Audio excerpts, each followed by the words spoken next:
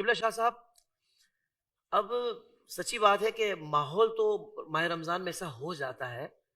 کہ ویسے عام حالات میں بندہ کہتا ہے نا یار آفس میں جب نماز کا ٹائم ہوتا ہے تو کوئی بھی نماز کے لیے نہیں اٹھتا، تو یار میری بھی عادت نکل گئی. مگر ماہ رمضان میں ہر بندہ مسجد کی طرف جا رہا ہے، ہر بندہ قرآن کی طرف مائل ہو رہا ہے، نیکیوں کی طرف، اچھائیوں کی طرف، بھلائی کی طرف مائل ہو رہا ہے. تو اس ایسے ماحول میں بھی اگر کوئی بندہ نہیں بدل پا رہا اپنے آپ کو، اور وہ اسی طریقے سے برائیوں میں ہے، یا بالکل ہی جیسے پتہ لگ رہا ہے کہ یار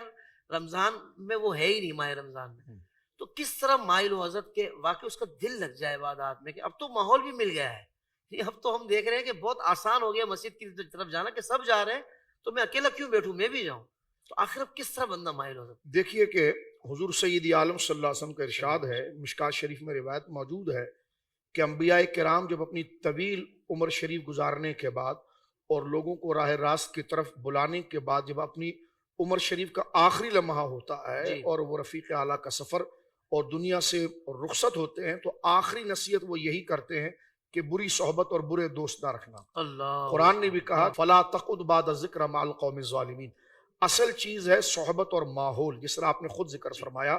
کہ اگر بندہ جن کے ساتھ صحبت رکھتا ہے، ماحول رکھتا ہے، ان کے رنگ میں رنگ جاتا ہے. علم نفسیات میں بھی یہ ہے کہ انسان جو ہے وہ فطرتاً تقلید پسند ہے، جن کے ساتھ رہتا ہے اس مزاج کو وہ اڈاپٹ کر لیتا ہے، اپنے میں حاصل کر لیتا ہے، اس رنگ میں وہ رنگ جاتا ہے. لیکن آپ نے فرمایا کہ دیکھیے کہ جس طرح کہ یہ پروگرام ہیں یا علماء کے دروس سے مساجد کے اندر، اور یہ رمضان کے اندر پوری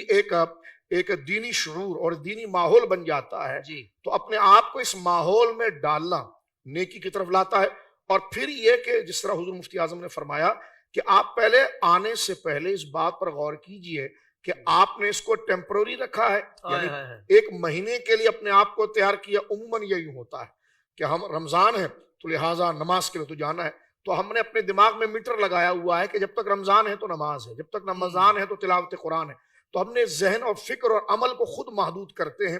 اس وجہ سے رمضان کے بعد وہ تاثیر ہمیں نظر نہیں آتی. جیسی مثال آپ نے دفتر کی دی، یوں ہوتا ہے کہ رمضان شریف کے اندر دفتر میں 10 بندے کام کر رہے ہیں، تو 9 نماز کے لیے جائیں گے تو 10واں ان کو دیکھ کر جائے گا. لیکن جیسی رمضان ختم ہوا ہے تو ایک جا رہا ہوگا، 9 بیٹھے ہوئے ہوں گے. تو لہٰذا اس کا مطلب یہ کہ تربیت اور اپنے نیکی کی طرف آتے ہوئے ہم نے اپنے ذہن کو خود گویا کہ پختہ نہیں کیا اور اس کو ایک مہینے تک کے لیے محدود کیا. رمضان آیا تو مسجدیں بھر گئی، اور رمضان جیسی ختم ہوا تو ہم چلے گئے. تو اس میں سب سے پہلے مجھے اور آپ کو اپنا محاسبہ کرنا چاہیے کہ یہ عبادت اور یہ شرعی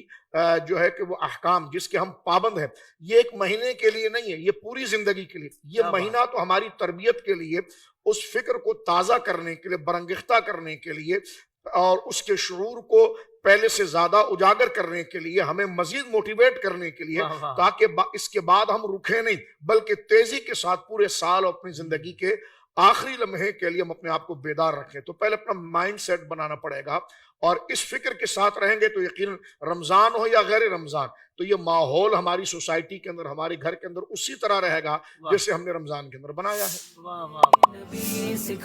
زندگی کے تمام شعبوں میں دینی رہنمائی حاصل کرنے اور آخرت کو بہتر کرنے کے لیے ہمارے YouTube channel Islamic digital studio کو سبسکرائب کر لیں اور بیل آئیکن بھی پریس کر لیں.